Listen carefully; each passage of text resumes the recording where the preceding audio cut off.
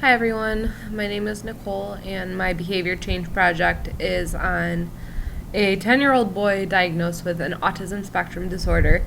He was diagnosed back in 2000. Because he was 5 when he came to us. He's a client of mine who I see a lot. Probably one of the most difficult clients that I have on my caseload.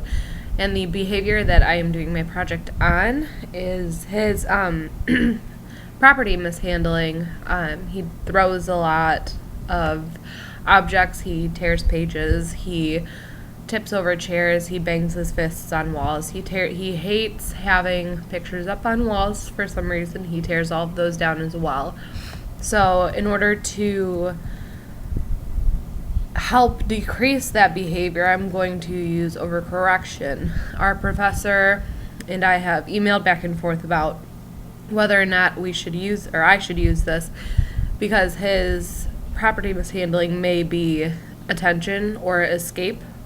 But I'm just going to go with my original plan for overcorrection and see what happens. Because it is sometimes because he wants to escape or he wants the attention, but other times it's not, and it's not really sure the function right now. We're still working on that. I'm actually doing the same behavior, doing an FBA for it in my other course, so it should be interesting to see how they measure up to each other. But the social significance of the behavior is just because it's very hard for him to play with other kids if he's throwing toys at them. For my measurement, I'm going to use a frequency measurement for 1 hour, 5 days a week. And whenever he displays any property mishandling, there'll be a mark down on the paper for that.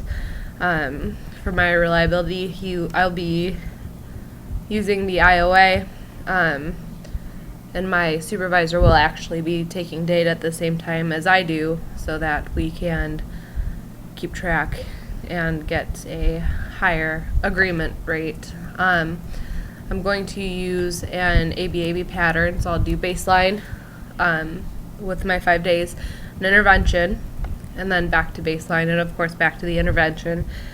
I think it will give us a clearer picture as to whether or not there is any relation between the treatment and his behaviors. So if anybody has any sort of advice for me or thinks that there might be a better way of handling his behaviors, please let me know. We have talked about doing a DRO, a DRA, or a DRI. So take those into account too when you're thinking for me. Thank you.